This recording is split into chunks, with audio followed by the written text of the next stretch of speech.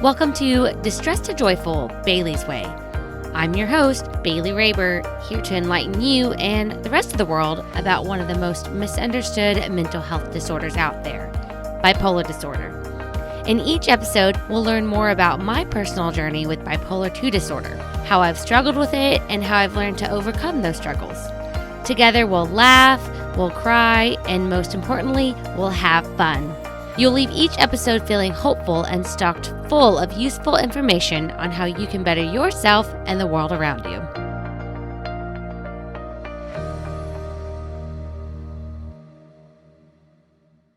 Hello, friends. I am so happy to be back. If you are not following me on social media, then you might be wondering where I was last week, and I was not prepared. That's as easy and simple as I can explain it. I just wasn't prepared. So I am back from my trip to Europe, and I'm engaged! So if you're on YouTube, you can see me twiddling my fingers, like spirit fingers with my little ring on, and I'm so excited. And in case you haven't guessed, I was proposed to while we were in Europe, while we were in Paris, France. It's been a dream of mine since a little girl for that to happen, and it happened. And so I'm just really excited about all of the great things that are to come. And I don't want to talk a lot about the engagement in this episode, so I'm going to keep this short. But for those of you who are curious, we did have, I didn't plan any of this. Monish planned all of it. But Monish actually hired a proposal planner in Paris. That's like a huge thing nowadays. And with his package, he got professional photos of us and a fucking professional video. So cool. So I'm going to put both of those, the photos and the videos, in the show notes so you can check those out. Huge shout out to the Paris photographer for getting those photos taken care of. And there's a whole list of other people. I cannot pronounce the name of the proposal planners. It is in French. All of the names are actually in French besides the Paris photographer. So I'm going to put their Instagrams in the show notes as well to give them credit. And for those of you who are looking to do the same thing, you'll have some place to start. Speaking of my trip to Europe, I will definitely be writing about those days, the trip, everything. It was so much fucking fun. It was literally the break that I needed. And also, I will be featuring this trip on Travel Tales. So get excited because all of that is going to come full circle and I'm going to share all of it with you. And I'm super excited to share all of it with you.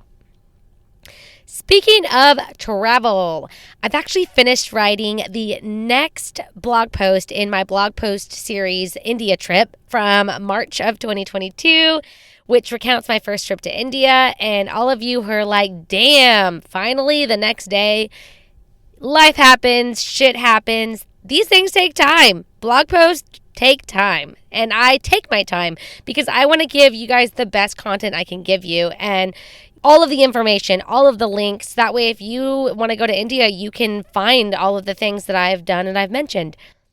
But get super excited because this blog post is about my trip to the Taj Mahal. Yes, the day that everybody has been waiting to read about.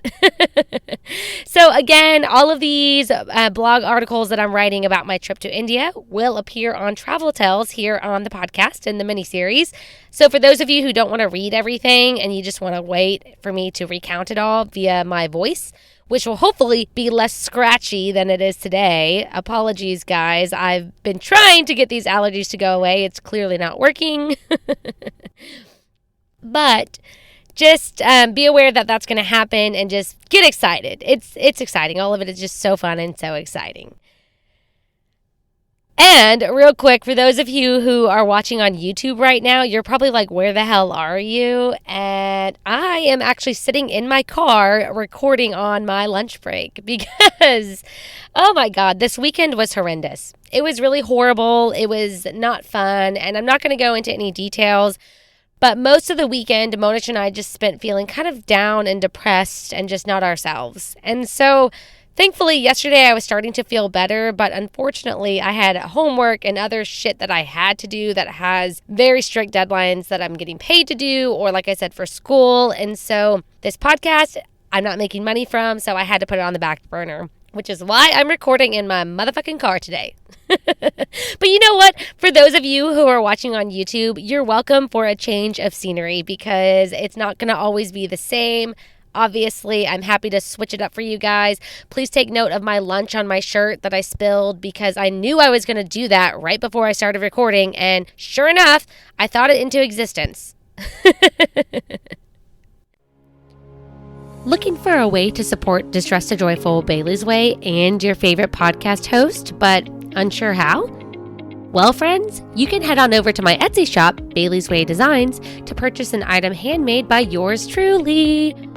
In my shop, you'll find cute and useful travel accessories, the comfiest workout headbands you've ever worn, adorable pet accessories, graphic t-shirts, and more. All of the proceeds from Bailey's Way Designs goes directly towards funding my college education, where I'm currently expanding my knowledge of fashion design.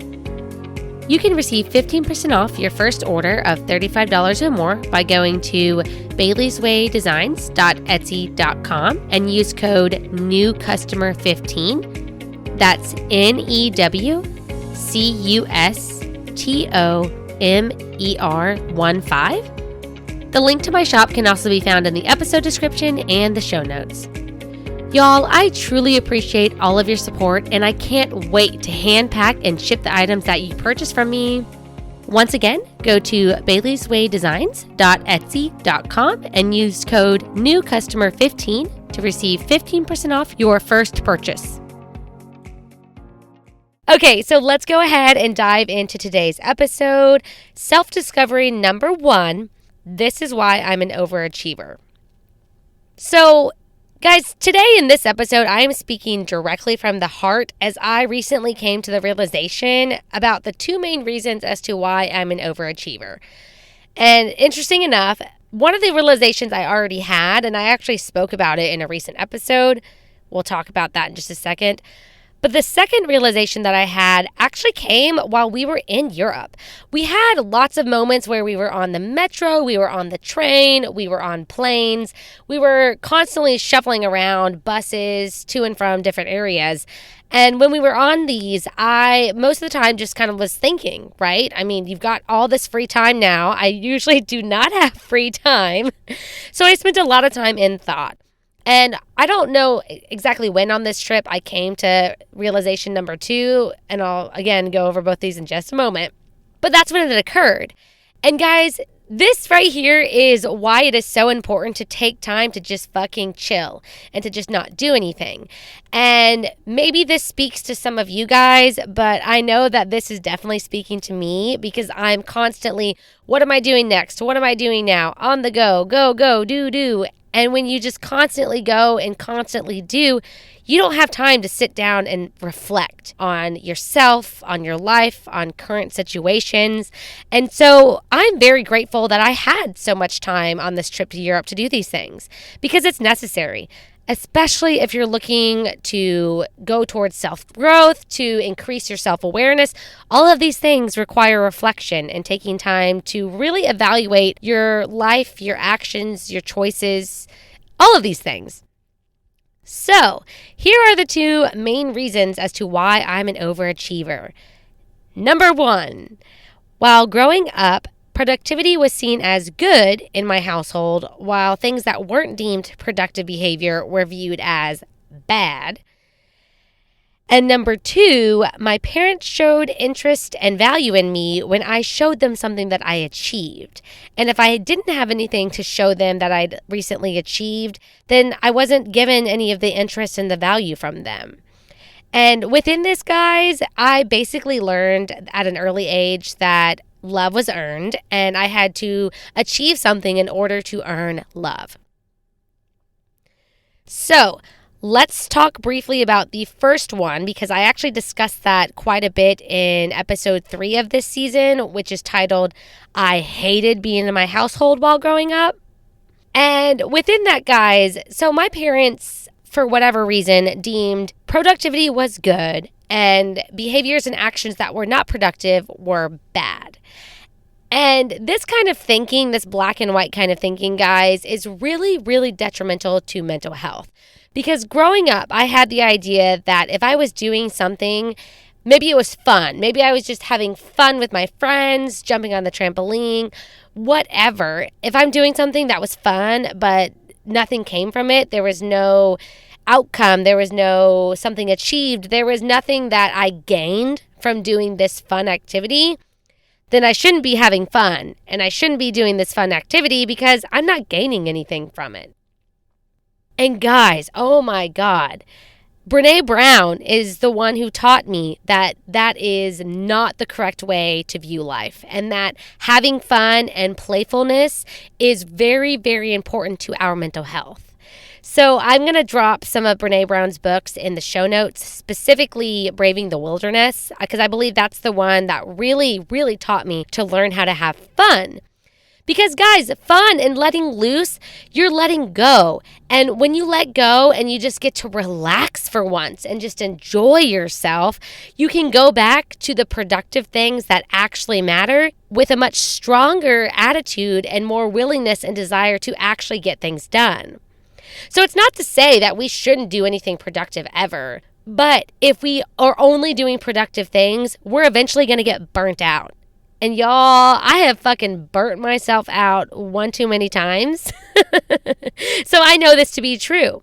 And to be honest, in the last couple of years, I have started taking so many vacations every year with Monish, whether it be a weekend trip or a 2-week long trip in another country. These things are so important for both of us, for our mental health, because it gets us out of our normal daily life. It gets us out of productivity mode, and it allows us to just relax and enjoy ourselves and to have fun. So that way, when I come back to reality and I come back to my job or my podcast or my freelance sewing design company, all of these things, I am so ready to hit the ground running because I gave myself a break.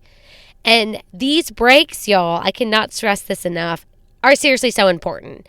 And I learned the hard way this. I really learned this the hard way last semester, fall 2022, when I took on a bunch of costumes that I was designing for friends and clients. I was taking 3 college courses. I started working a 40-hour-a-week job that I commuted at least an hour to and from each day. And I literally had no time for fun or time for myself. And I had a breakdown, and it was fucking horrible. It was horrible.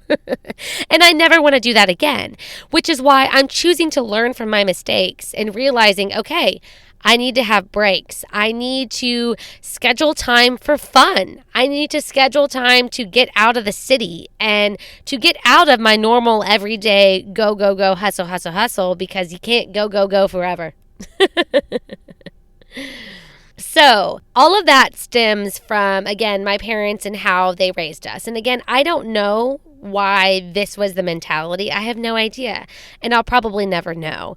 But what I do know is that they were doing the best that they could. And this was what they thought was best. And so now as an adult, I can look back and say, you know what? That wasn't the best, but they did the best that they could. So now I need to figure out how I can undo this thinking, this idea, this need to be productive that is drilled into my head.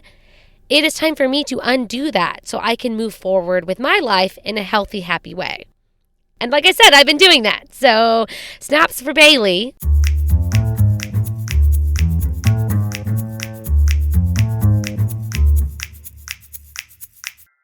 Okay, so number 2, let's take a deeper dive into this one. And that I learned at an early age that love was earned. So let me tell you a couple stories and kind of help paint the picture as to why I believed this. And I believed this for a very, very, very long time. And it's sad, but it is what it is. And I'm glad that I've learned to no longer believe this, to undo these kinds of thinkings. So I remember as far back as probably the 5th grade. I think it was the 5th grade, maybe the 4th grade.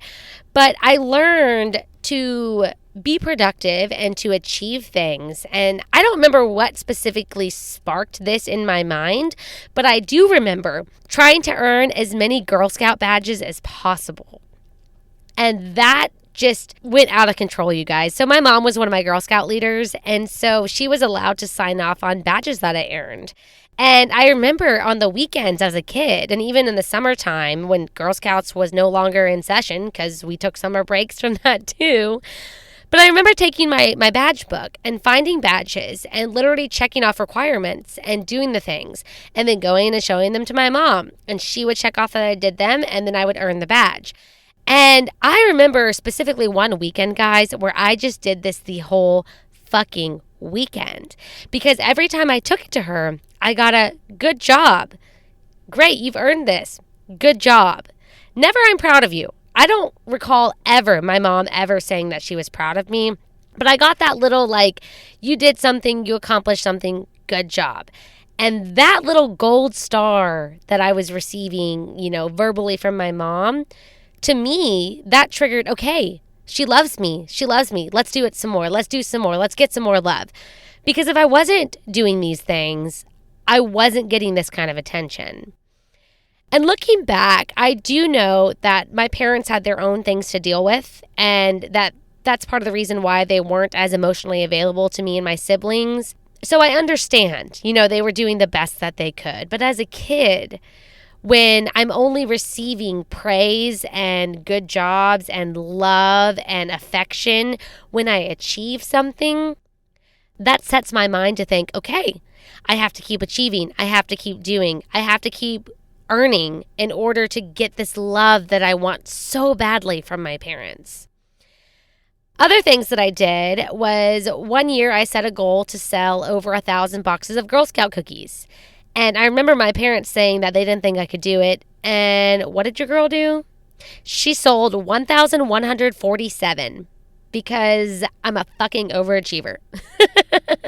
And I remember receiving so much praise from people at church, my Girl Scout leaders, my parents, I guess. I don't specifically remember that, but I'm sure that they did. My grandparents were happy for me. Like all of this praise and just feeling like, wow, I'm so loved. Look at me.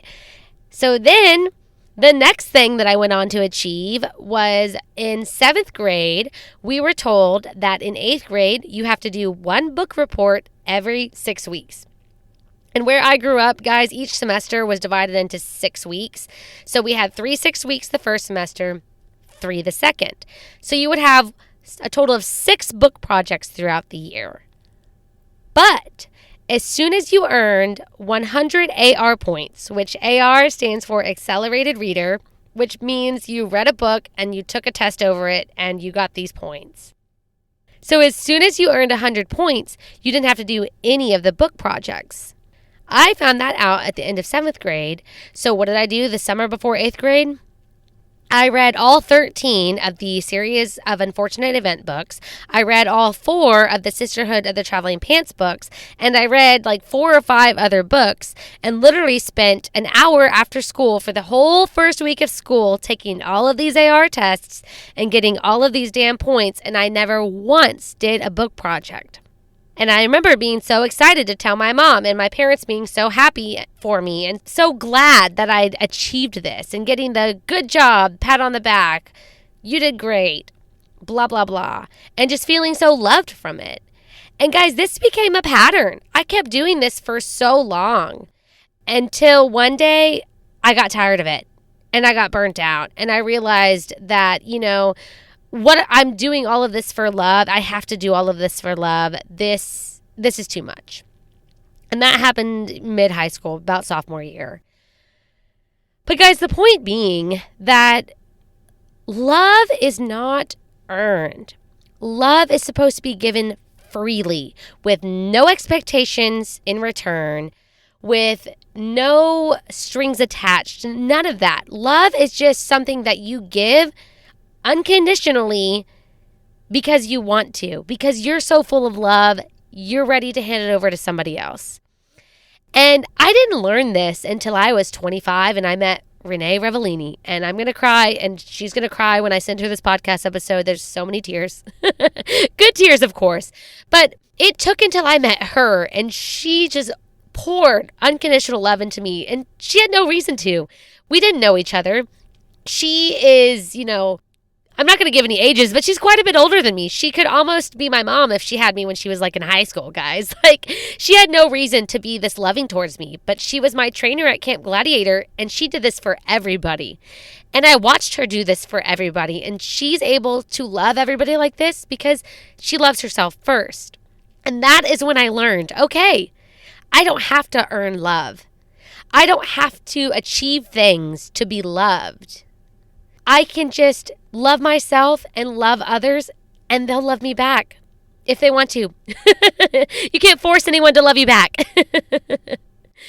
But yeah, so the overachieving, guys, coming back full circle, the overachieving that I do, that I still sometimes struggle with, is stemming from having to feel productive and needing to earn love.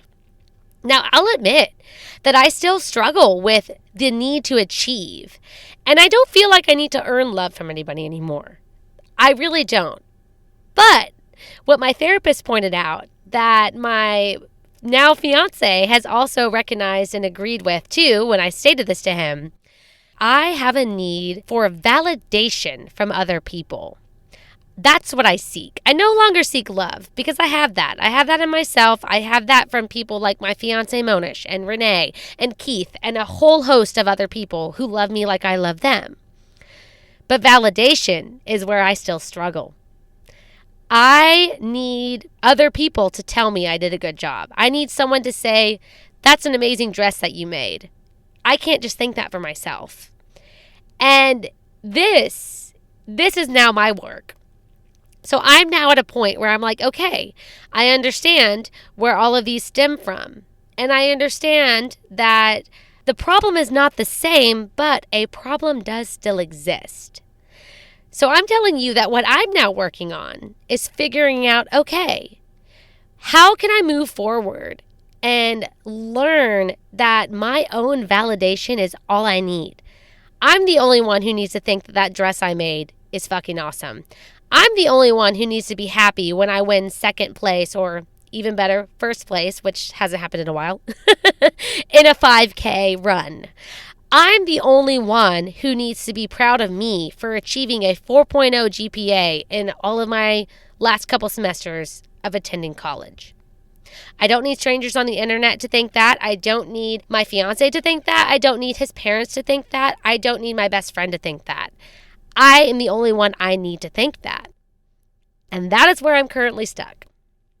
So, guys, I want to leave you with a challenge for yourself. And this challenge involves taking time to figure out, okay, where is something in your life that you recognize as a problem, but you're not sure how to move forward? So you may need help from your therapist. You may need help from a self-help book or a podcast episode like this. But I challenge you to kind of reflect on yourself and say, okay, these are all of my great features. I am this, I am beautiful, I am that, I am a million other things. Obviously, affirmations are hard for me. But also take the time to say, okay, well, where am I struggling? Where am I not where I want to be yet? And take the time to journal about it, reflect on it, talk to your therapist about it, read a book on how you can move forward. Like I mentioned, Braving the Wilderness from Brené Brown helped me to learn that I don't have to be productive all the time, that I can just do things for the hell of it, that I deserve to have fun and to play like everybody else. So that's what I want to leave you with today. And also, I just want to point out that, as you probably noticed, the title of this episode is Self-Discovery Number 1. So as I continue my self-awareness journey, which started back in 2019 and is still ongoing to this day in 2023, I've decided that probably once every other month, I'm going to have an episode where we talk about a recent self-discovery of mine. How I got there, what I'm doing, whether I'm in the middle of moving forward or if it's something I've already overcome, I want to share these things with you guys because self-awareness is so key in order to grow as a human being. And the more you learn about yourself, the more you're able to be compassionate towards others when you see them struggling with something that you may have struggled with exactly yourself.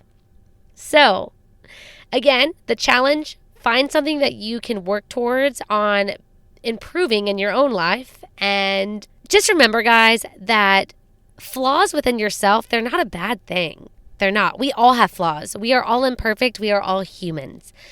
But taking the time to recognize these flaws and these struggles and moving forward, again, that's going to just make you such a better person overall, not just for yourself, but for those around you.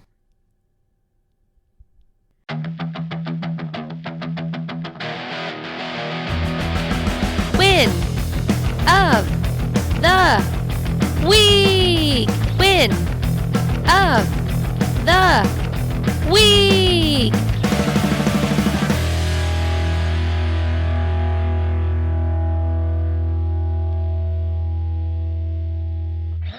Okay, y'all, so this segment was created for you. It's Win of the Week, and this is a way for us to spread some positivity and share a good thing that happened in life recently, whether it be that you received a job offer to the company of your dreams, or that you finally gained the energy to shower for the first time in 3 days. No matter what win is your win, there is no such thing as too small of a win, and we celebrate all wins equally, okay? So also, guys, this is your opportunity to receive a shout out on the show. And you should know by now that I love giving shout outs and that I am super excited to get to do that. And I hope you guys are too. So today we have Kelly, who wrote in via the website, the Win of the Week form. And Kelly says that my win of the week is that I was able to go visit my parents last weekend. They're not in good health, especially my dad, and they live far away from me. I live in Georgia while they live in Ohio, so I don't get to see them as often as I'd like to. So spending the weekend with them made both them and me so happy. I hope to get to do this again sometime very soon. Aw, Kelly, I'm happy for you and your parents too. I mean, I can't imagine how hard that is. Actually, I can't imagine how hard that is. Let me correct that statement because my fiance's parents, they have kind of taken me in as their own and they live in India. So while that is a really long distance and they're not in bad health, I can understand where you're coming from, Kelly, and how important it is to get to spend time with these people that you love and how hard it can be when there's a lot of distance in between. So I'm really, really glad that you got to spend time with them. And I also hope that you get to see them again soon. And I'm happy for you. I really am. So, do you have a recent win that you want to share? Send in your submissions by heading over to whatishaybellsdoing.com/winoftheweek. You can also send in your submissions directly to my DMs on Instagram at distressedtojoyful_Baileysway. Or send an email to whatishaybellsdoing@gmail.com. In the next episode, we are for real going to talk about the importance of writing things out. I know I mentioned in the last episode that we were going to talk about this now, but this came up and this was something I needed to just slide on in first. So I'm actually glad, though, that I am going to be talking about this in the next episode because right now I'm actually going through a situation where I'm going to be writing things out. So I'm going to be able to explain this in a lot more detail and with a lot more clarity for you guys because I'm going to do that this week. I'm not going to tell you what I'm writing out. I'm not going to share that, but I'm going to explain my thought process, how things work, why I do this, and how it's helpful for me and how it can be helpful for you too. So be sure to tune in to this new episode coming in 2 weeks. But for now, thank you for tuning into the show. Be sure to follow the show on Instagram at distressedtojoyful_Baileysway and also on Facebook. Also, be sure to head over to the website, whatishaybellsdoing.com to check out the show notes from this episode. If you enjoy this podcast, help spread the word by leaving a rating on Spotify or writing a review on Apple Podcasts because, y'all, I want to hear from you. I really, truly do. Also, you can watch this episode for free on YouTube, and you can spread the word and tell others, especially those who might not have access to a podcast platform. Lastly, don't forget to hit subscribe to stay up to date with all of the new episode releases. But until next time, take it easy, stay grateful, and be joyful. Bye!